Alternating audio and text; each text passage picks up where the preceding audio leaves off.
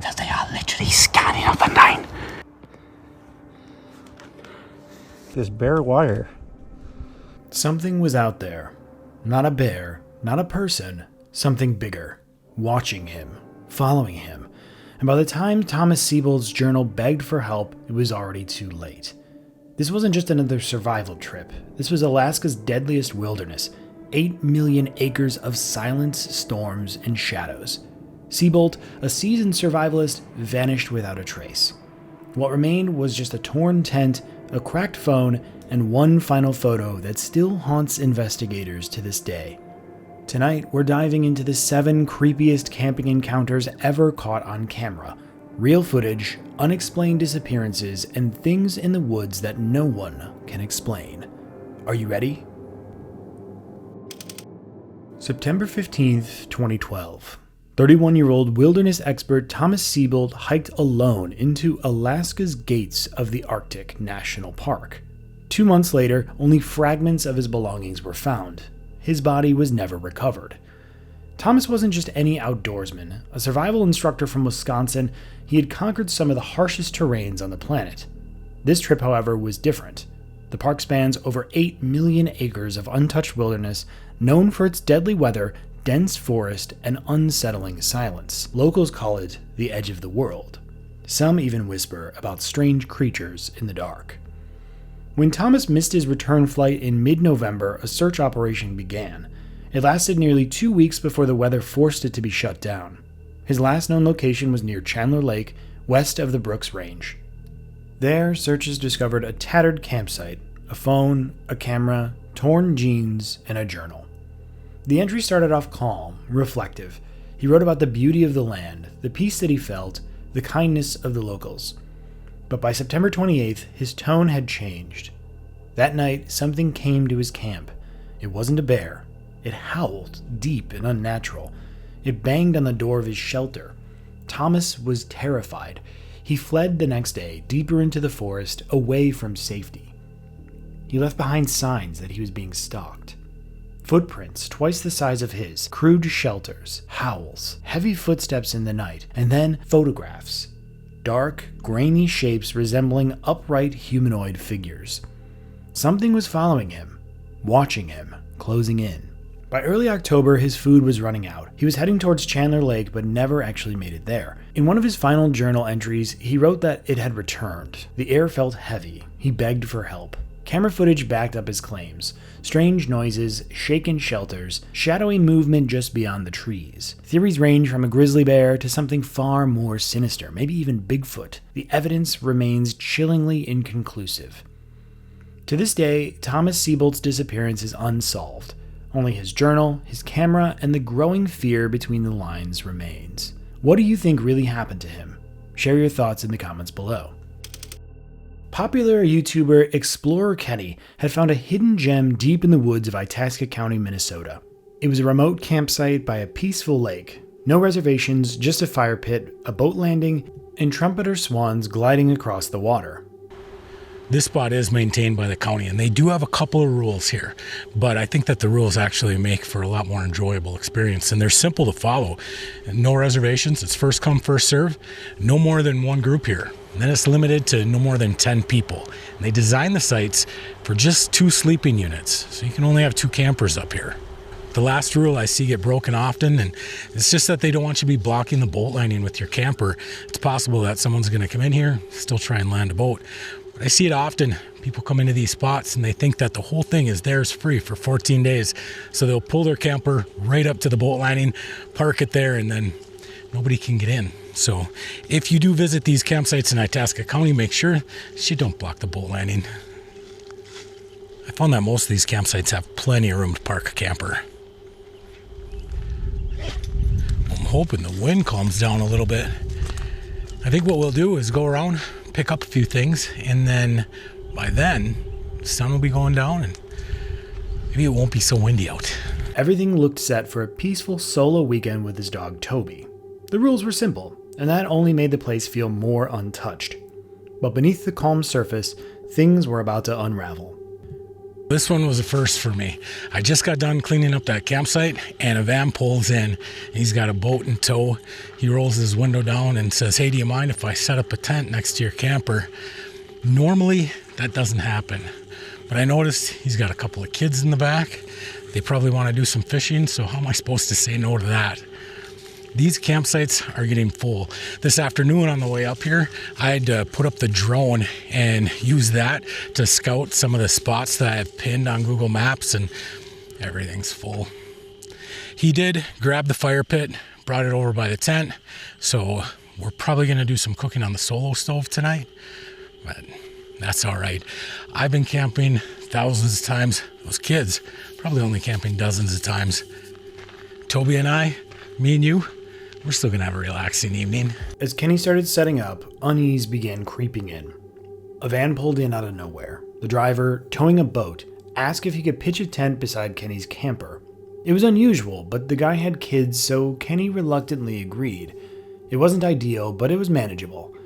But still, something about it felt off.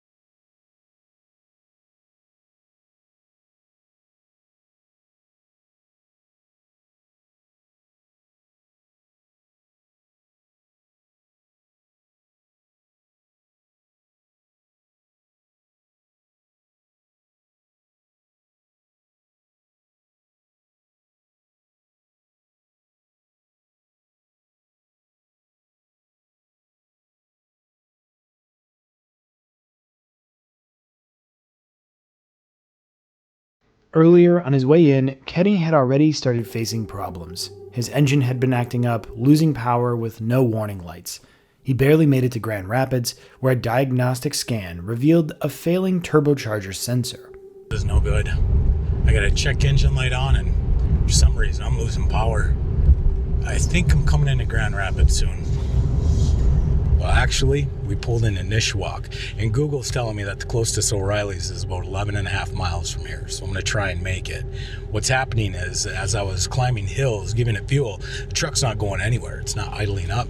I'm not getting any reduced power messages, so hopefully we can limp into Hibbing and figure out what's wrong with this. That's where we got to start, is by plugging in a scanner. I'll let you know. So they use these dedicated O'Reilly units now.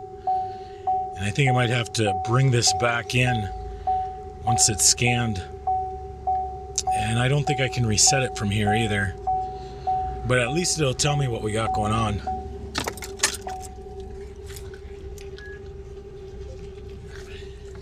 I guess we'll find out. Should have seen this one coming. Turbocharger vane position sensor. And I've been having problems with this for a little while now, but it's looking like they're probably getting to the point where it's going to be giving me issues all the time. Initially, it was just during that first startup and it was doing its sweep, but I still think we're going to get home just fine. What I'm going to do is turn the exhaust brake on, get it nice and hot, run the snot out of it. You ready to go catch some fish, Toby? The fix was not immediate, but he decided to push through anyways. Then came the fuel problem. Coasting downhill, the truck sputtered and shut off, bone dry. Turns out the steep road prevented what little fuel was left from reaching the engine.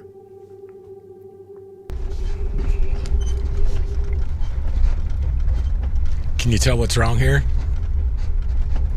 No motor. Truck just shut off and now we're coasting downhill. Oh no.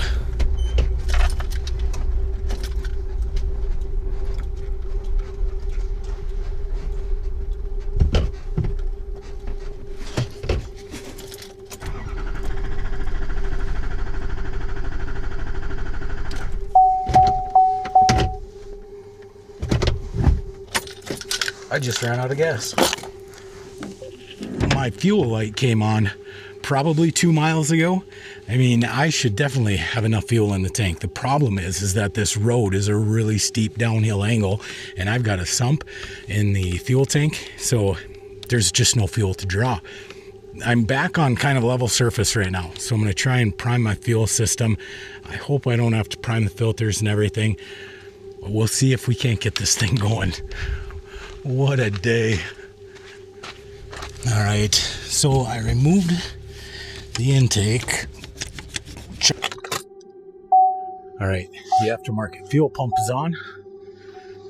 Let's see if we can bleed the system this way.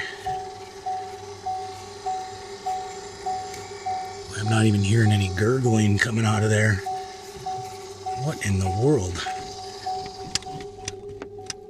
Give me a little bit of pressure. Just nothing. I really need to crack this screw though. I don't have a big enough screwdriver. Maybe I'll just cross my fingers and crank it over again.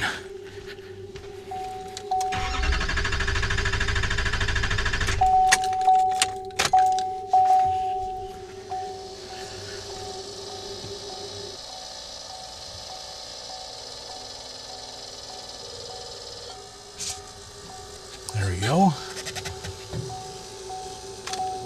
I think we got it. Except I'm covered in diesel. Get up there now. Come on.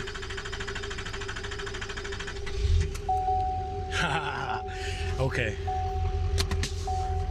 Let's see how many miles I got. Oh, stop it. What does it tell me? How many miles do I have till empty? Fuel range, 66 miles. Now it's just got to get air out of the line.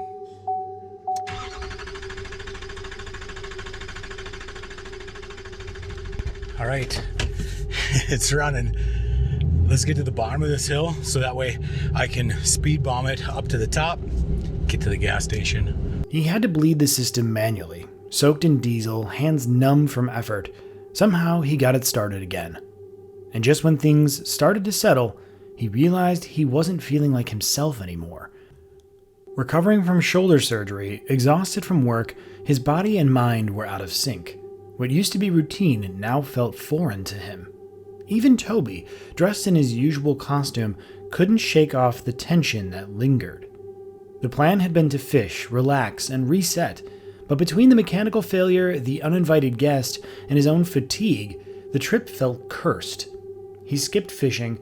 Instead, he cooked sausages over a smokeless pit, wiped off sweat and diesel, and tried to pull the pieces together. Or not, but the last few weeks, it's like I'm out of my element.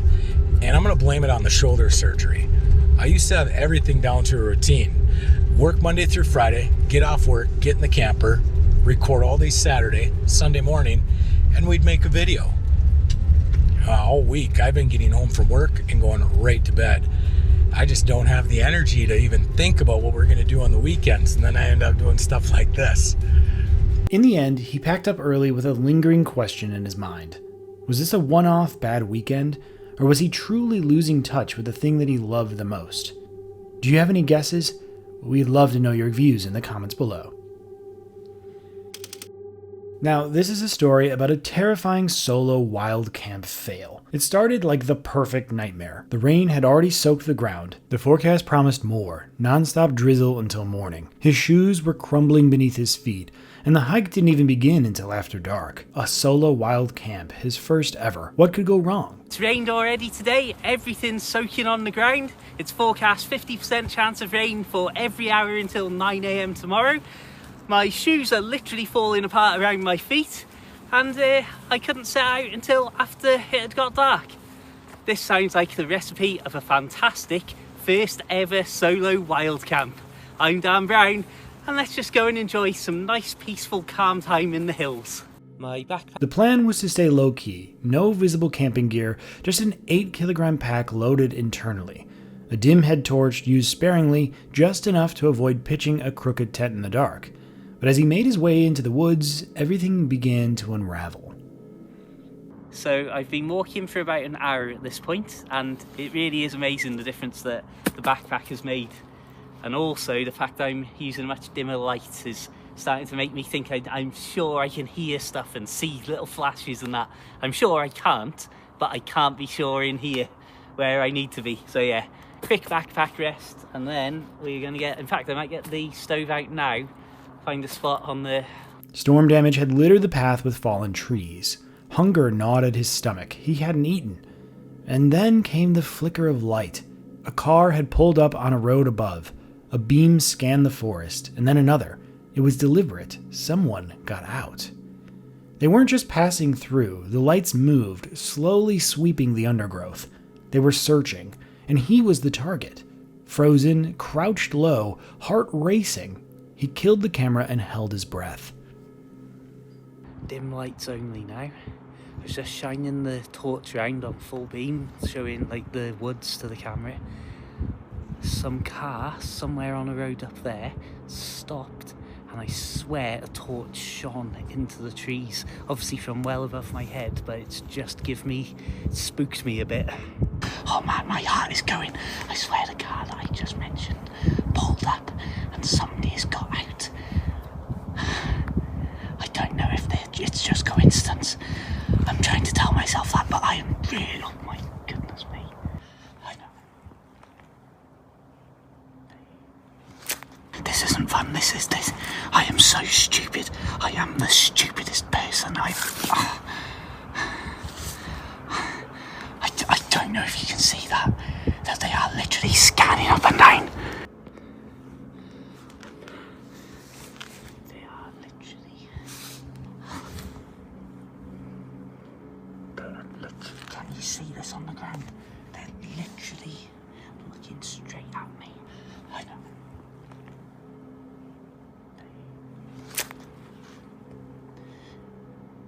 I don't know what to do. I'm literally crouched. I'm sat on the ground. Right, let the camera off. Eventually, the strangers left. Probably. He waited in the dark and then bolted toward the hills using a red light to stay invisible. But adrenaline now fueled every step. Fog crept in, thick and heavy.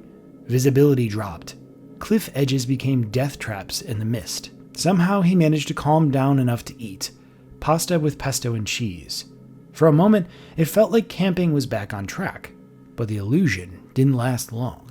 Distant engines, quad bikes maybe, buzzed from the valleys. A car alarm, then shouting. It was faint, but it pushed him over the edge. He remembered warnings about dodgy characters lurking in the area. And this wasn't peace. This wasn't fun. This was danger. The wind rose, the temperature dropped. Fear returned, the tent never left its pack. And that's when he bailed. Okay, so the winds really got up, the temperatures absolutely dropped, and I'm rapidly packing my stuff up. I'm definitely gonna bail. Let's go and rethink this, and then I will do my first ever solo camp in the next few days, hopefully. Whew. So, with very changeable and worsening weather conditions and my inability to calm my mind fully, especially after hearing the quad bikes, that did give me a slight concern that somebody could come up there on the hilltop with ease and see me lit up like an easy target, all alone on a stormy hilltop. And so, yeah, I thought, if this isn't going to be fun, I don't want to just be lying awake in fear on my own on a hilltop for 7 hours. And, like you say, just a little bit too much of a public place. 7 miles back through the darkness with dread, questioning everything. The voices, the lights, the noises, maybe real, maybe paranoia. But in the wild, when you're alone and alert, doubt becomes danger. Really sorry to be bailing on this. As you can imagine, I've gone to all this effort and I didn't want to do this. I've got probably 6 to 7 miles to walk back. What's happened in the last sort of 20 minutes, I've heard voices, thought I heard quad bikes or dirt bikes, something like that.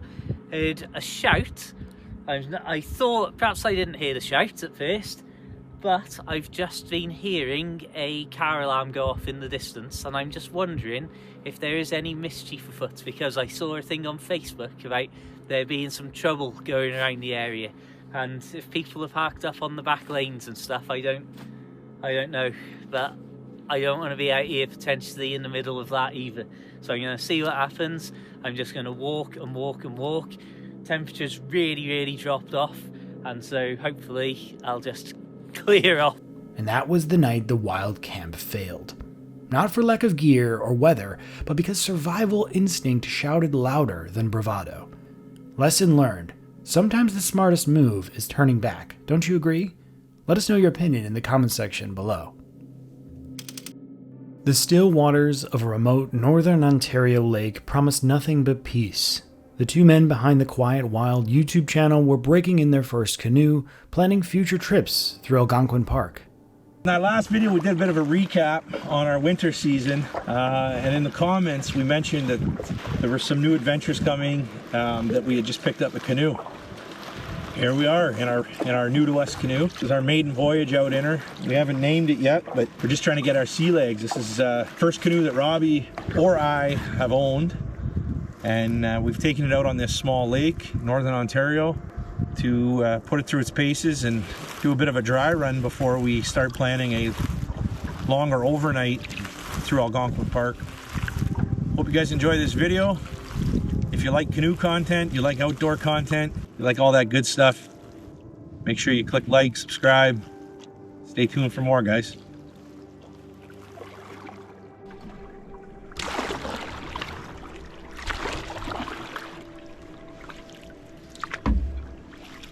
Man, this is like relaxing. Just like looking around, like taking your time, no motor. Look at it. Look at the lake. It's like, it's glass, man. Yeah, it's... Couldn't ask for better conditions. No, and I was kind of afraid there might have been a bit of a chop today, but... I kind of thought this lake was bigger. Like, thought we'd be able to get out, have a lunch. Yeah, I mean... I guess we could always paddle back to that island and check that out. Mm-hmm.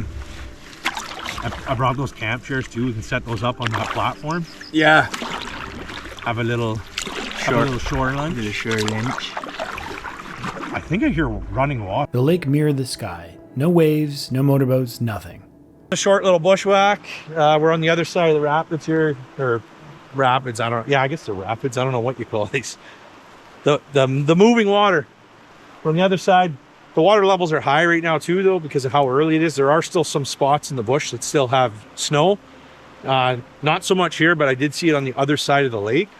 This looks like it opens up kind of into a swampy, marshy area, and then it looks like the river continues on the other side of this. But this is as far as we're going to take things for here today.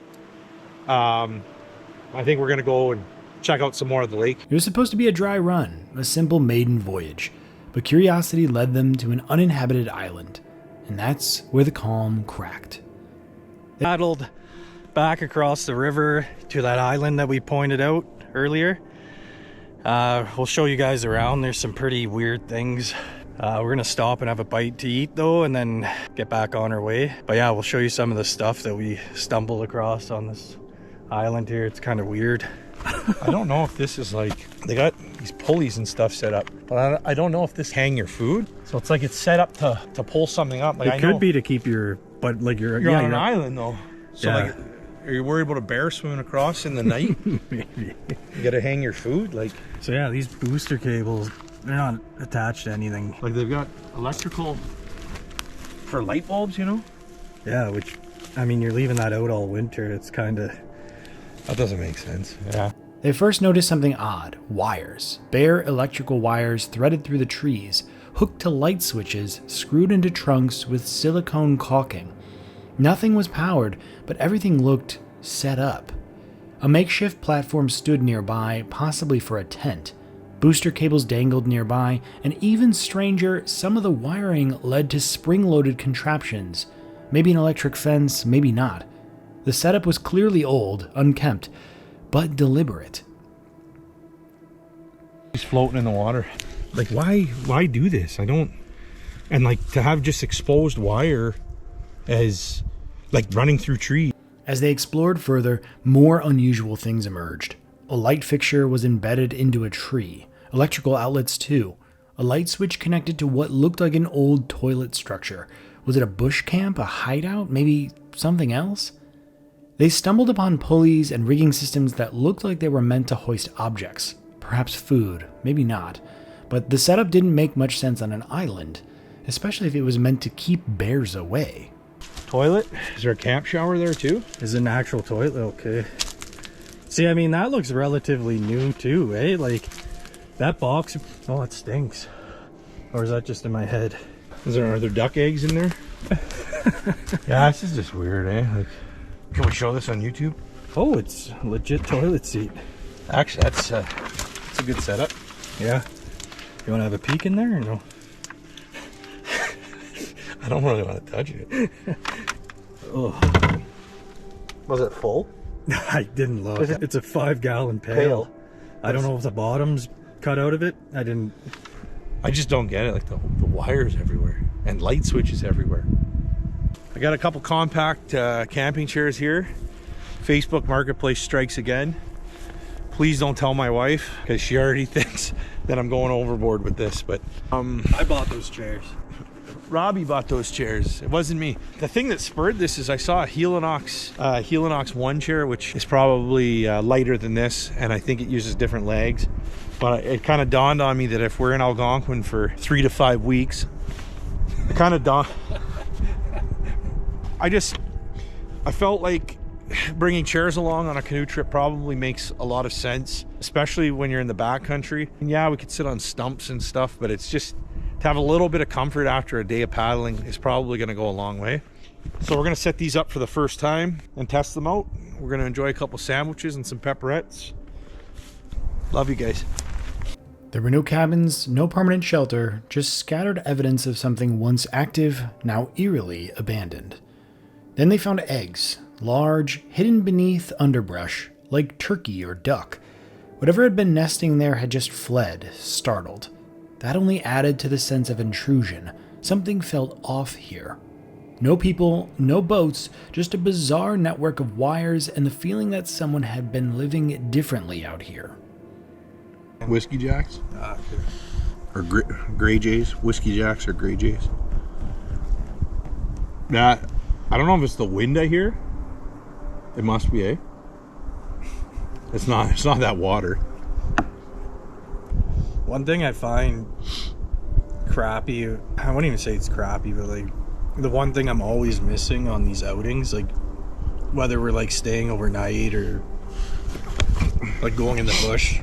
Like, remember when we went to the survival shelter for a day in the fall and then we did it again in the winter? You can't really bring out pop with you, you know, like, because it takes up so much. Like, I always wish when we're eating these like good meals, like even this is good, like I wish I had like a Diet Pepsi to something with some bite. Yeah, cleanse the palate a bit, eh?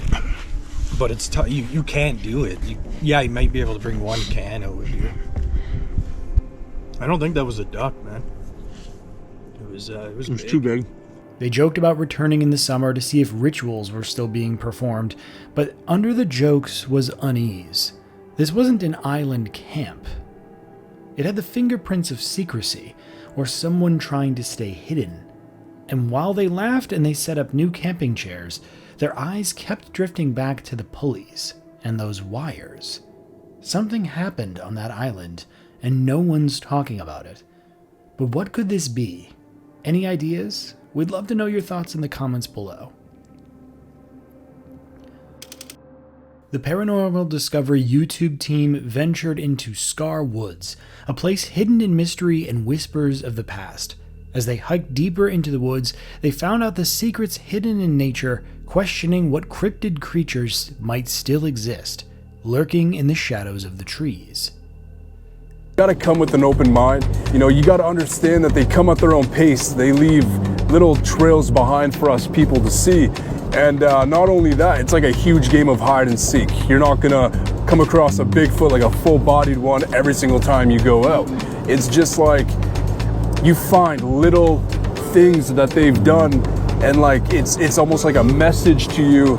So when it comes to cryptids and stuff, you really gotta keep an open mind and really nail down specifics as to what you're hunting. So not gonna lie, if you guys are here to bash me and try and ruin this Bigfoot hunting and cryptid stuff for the rest of the people watching this that actually enjoy this, turn me off right now. If you guys are expecting to see stuff and for me to bring you evidence, really For real, shut me off right now. Like, that's not what I'm doing for this series. This is mainly to document my encounters and experiences, true and authentic, and really dig deeper into what we've been experiencing one-on-one in these locations. So if you're looking for evidence, this is not the series. Their previous encounter with the spirit of an indigenous boy who claimed he was trapped weighed heavily on their minds. This time, they were determined to uncover the truth behind his message. So I had to do 2 adventures here to try and find this abandoned cemetery that, actually I haven't told you guys yet. The mission is, we're trying to find an abandoned cemetery that Chelsea kind of found in the back end of this forest. She found this guy that dropped a legitimate public abandoned cemetery map on Google Maps.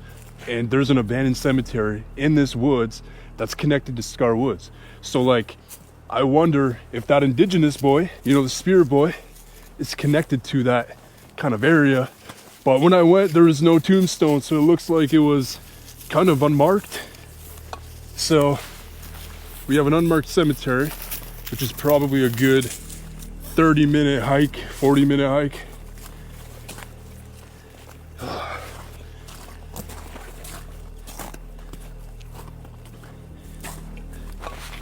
It was nuts. I can't believe she found an abandoned cemetery within that same woods. So, good girl, Kiki.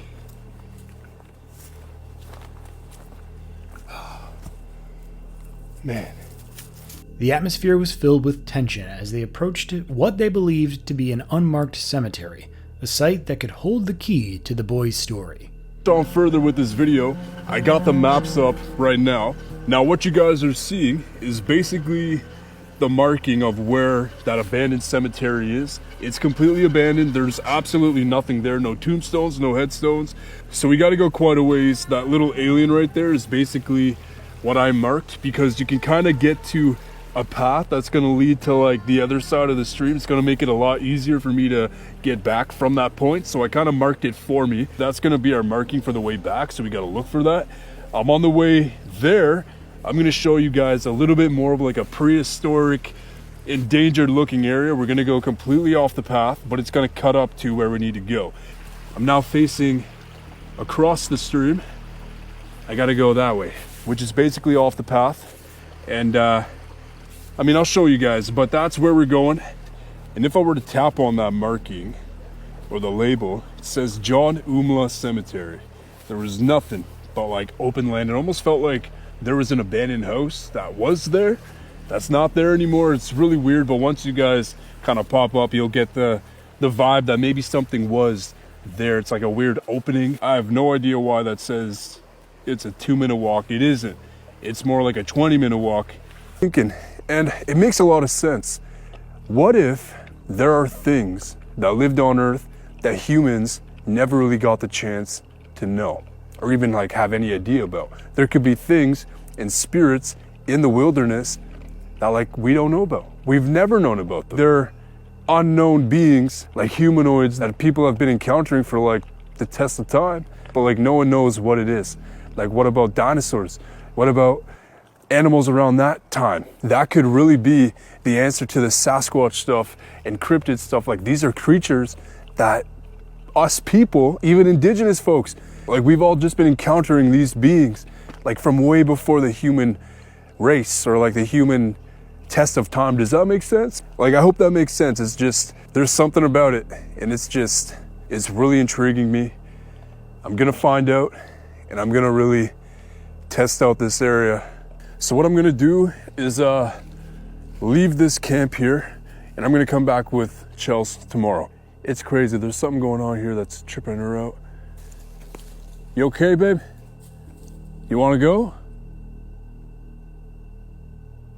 As the night fell, the forest transformed. Sounds echoed around them, branches snapping, whispers in the dark.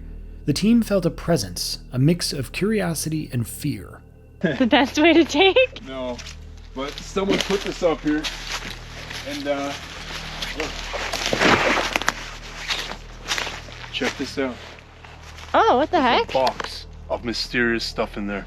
Actually? I already checked it out like days ago, but straight up. What's in it?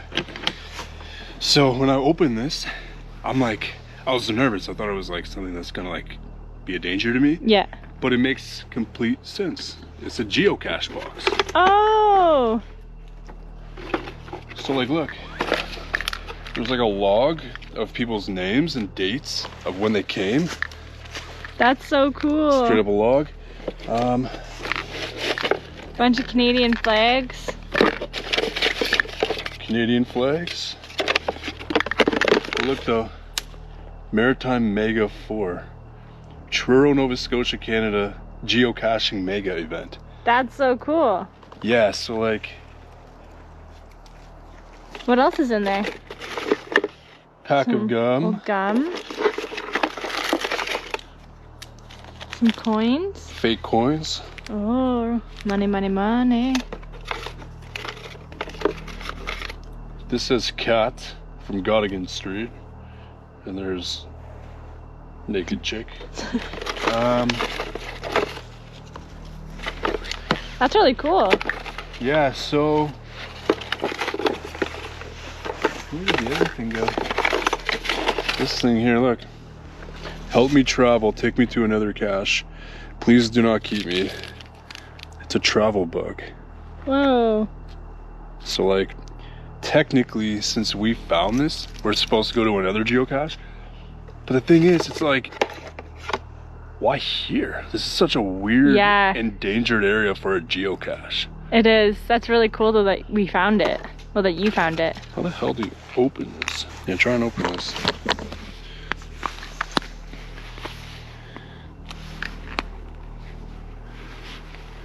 It's so hard to open. It's just push and lift.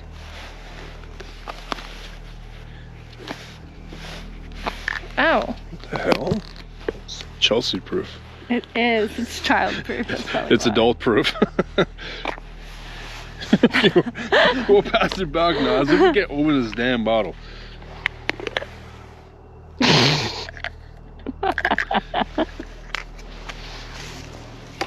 No, you need that pencil. For what? To write your name in there. I'll write my name, don't worry. Crazy, the log memo.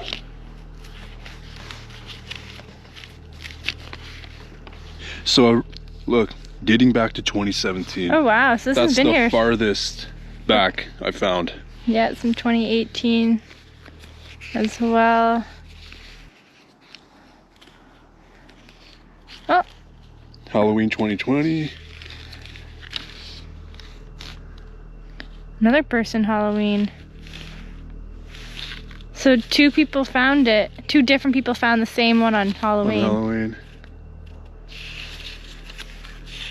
Decent amount of people have found this. 2021. Yeah. Holy f***, bub. Look, what? look. What? Bigfoot. What I just saw the word Bigfoot. Was seen here, 2023. I just saw that word. I'm like, what the f***?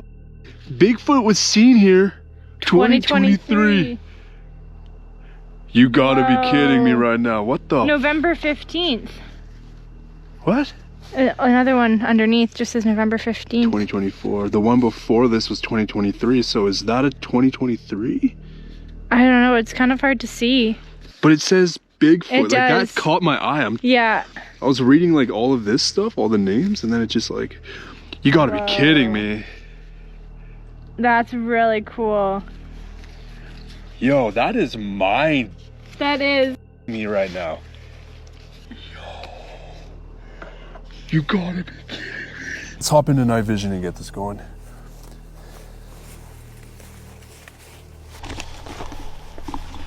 Whoa. Yo, this is trippy.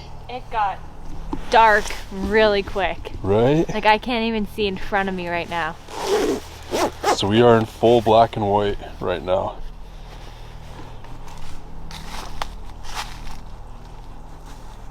Of course, when we were setting up our cameras, we heard like sticks and branches and stuff. Always happens like that. It felt like it was kind of from back here. Oh, there it is, there it is. They attempted to communicate, but the spirits were hesitant, warning them to leave.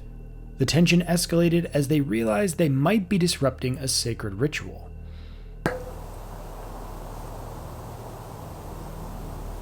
Betrayal.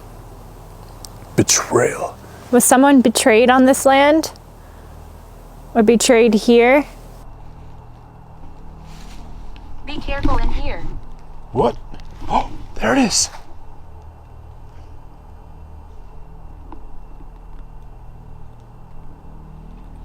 What do we have to be careful of?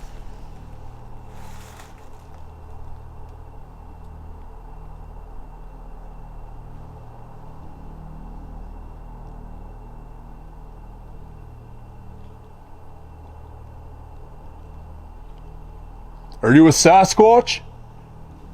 If so, can you break a branch or snap something, please? We mean no harm. We just want to know what we're hearing. Rituals here. What the f? What the f? Wow! Wow! How does that make you feel, getting that kind of confirmation? Chels, I was just going with my gut. That's amazing! Like literally, like that's what I do on the daily on these videos. I literally tell people how I'm feeling. I don't know how many times I have to say that. That's crazy how that just confirmed that. That's amazing! I'm proud of you. Thank you. What kind of rituals were performed here? Happy ones, sad ones, different kind of ones? Let us know. It kind of looks like someone's in the tent. Is that you moving? Suddenly, the spirits seemed to grow restless, and the team felt a palpable energy surrounding them. They were caught between two worlds, the living and the spirit realm, each with its own mysteries. As they set up camp, unease settled in, but they felt that they were intruding on something sacred. It's just like a lot of mixed signals coming from like the spirit realm. Like, they didn't want to talk to you, then they said they were open to talking to me. And as soon as I started to ask questions, they said they don't like investigators. And then right away, it's like, no, go away. Like, go away, go away. And as soon as that kind of started happening, I kept picking up that there was more than one. This is amazing. That there was more than one spirit. I kept getting 5. I think they're walking up. We're disrupting them. They are trying to do something right now. They're all intelligent spirits. This is not residual. They're performing something right now. Like something that's sacred. And we're in their way. Come.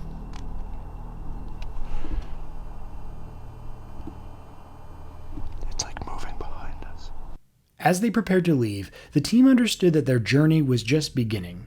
The woods held secrets that begged to be uncovered, and the spirits were waiting for someone brave enough to listen.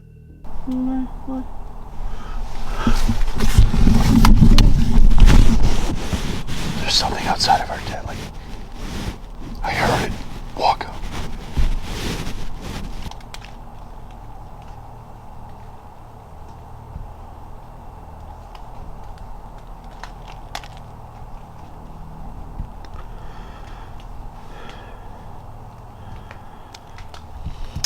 It's just so hard to tell what it is. You know, like if you want to get into the cryptid stuff, talk about all of that stuff. It's like there are real experiences that people have been having for hundreds of thousands of years. There are truth to the stories, but it's like, what are they? What do they want? How can we put ourselves in situations to capture them? This is the only way to do it. If you want to do the cryptid stuff, this is the only way. Is to put yourself in vulnerable positions.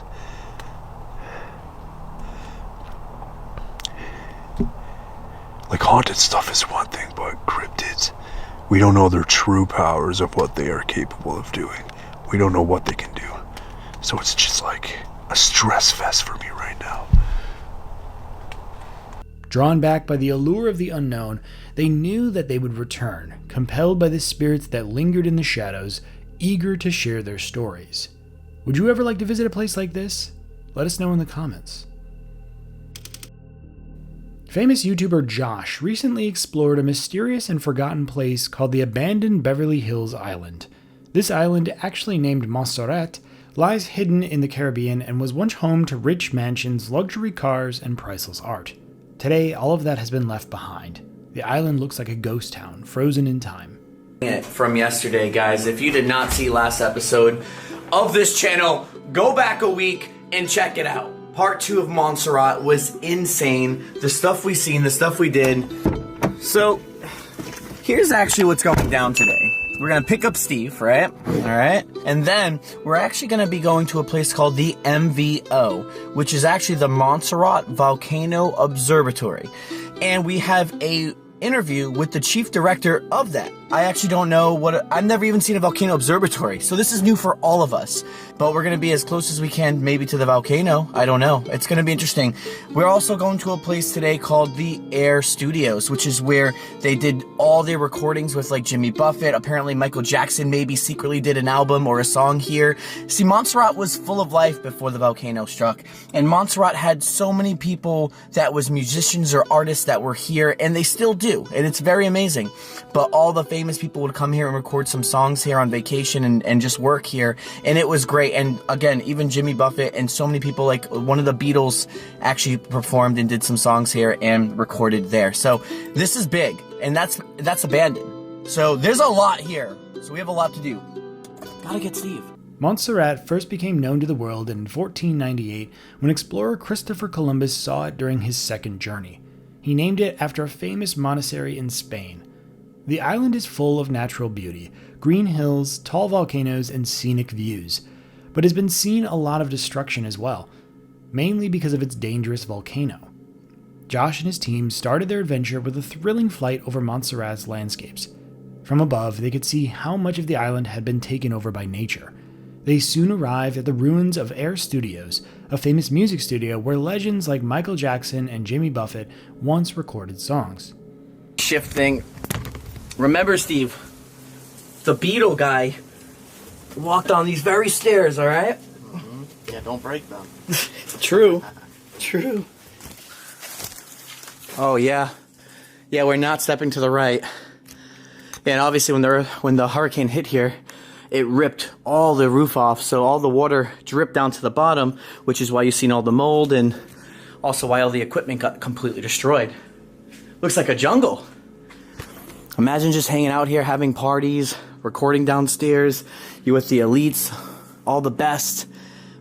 Sadly, Hurricane Hugo destroyed the studio in 1989, and now it sits in silence, with broken walls and empty rooms. As they walked deeper into the island, they came across empty houses, collapsed buildings, and forgotten objects. Nature had slowly taken over everything. Trees were growing through the windows, and vines covered entire buildings. The silence was haunting, and every step told the story of a life once full of joy and color. An experience with the island's Soufriere Hills volcano eruption. Now, as a respected researcher and advisor at the Montserrat Volcano Observatory, Dr. Ryan continues to advance our knowledge of volcanic behavior, working tirelessly to help protect the people of the island. So I have a question as well. So with like earthquakes and twisters or tsunamis or hurricanes, it's like you can class them like, oh, category 5 hurricane, so we know how strong they are. Do they have something like that for a volcano? Yeah, we do.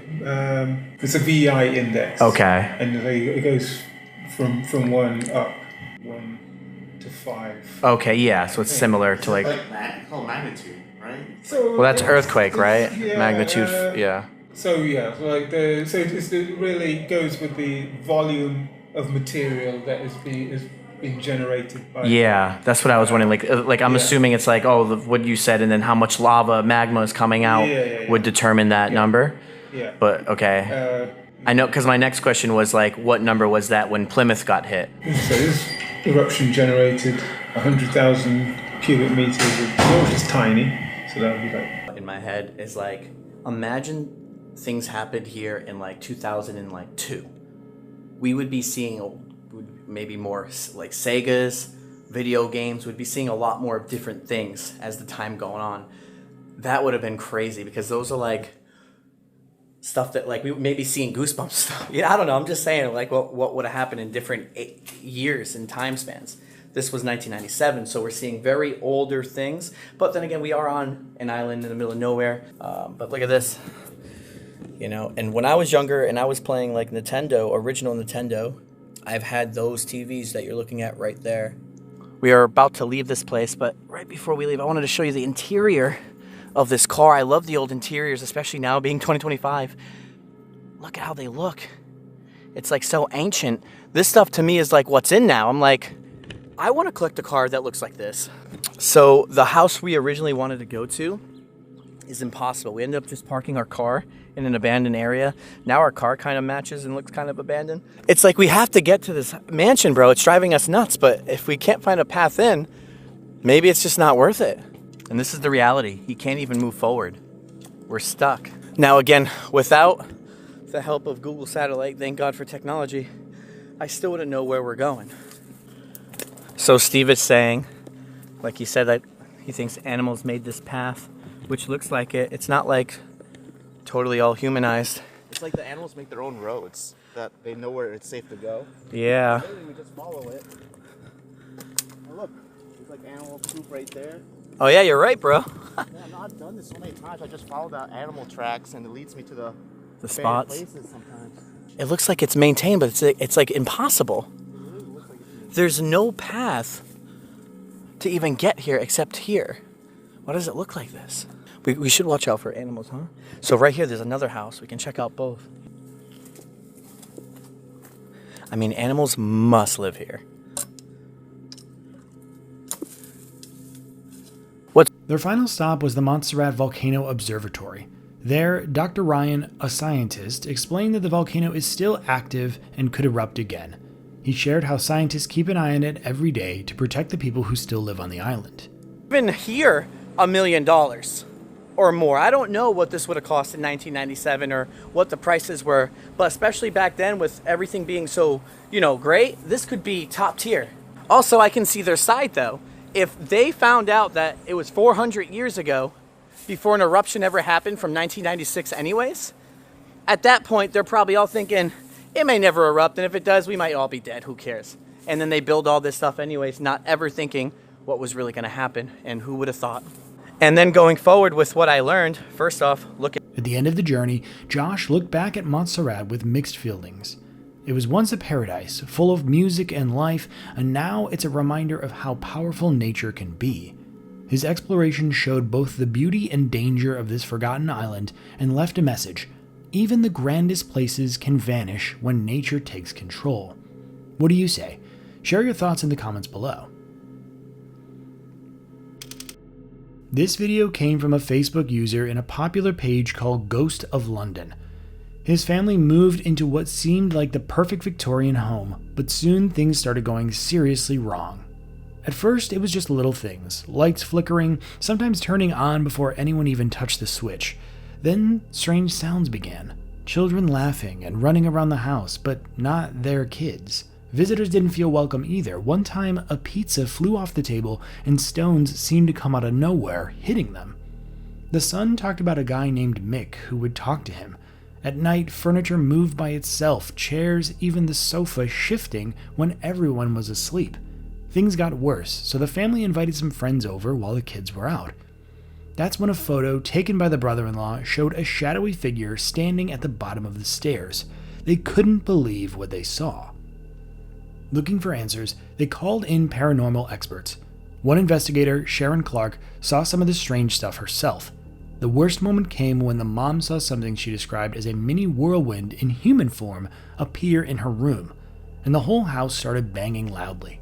Terrified, she grabbed the kids and fled with just the essentials, coming back later with a team during the day to get the rest.